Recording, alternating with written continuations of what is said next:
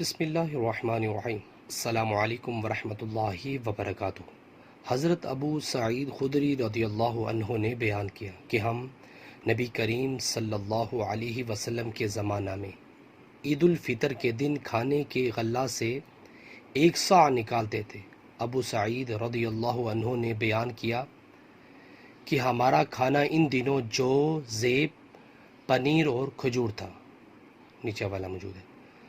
صدقہ فطر عید سے 1-2 دن پہلے بھی نکالا جا سکتا ہے، مگر نماز عید سے پہلے تو اسے ادا کر ہی دینا چاہیے، جیسا کہ دوسری روایات میں صاف موجود ہے، یعنی جو اسے نماز عید سے قبل ادا کر دے گا اس کی یہ زکوٰۃ فطر مقبول ہوگی، اور جو نماز کے بعد ادا کرے گا اس صورت میں یہ ایسا ہی معمولی صدقہ ہوگا جیسے عام صدقات ہوتے ہیں۔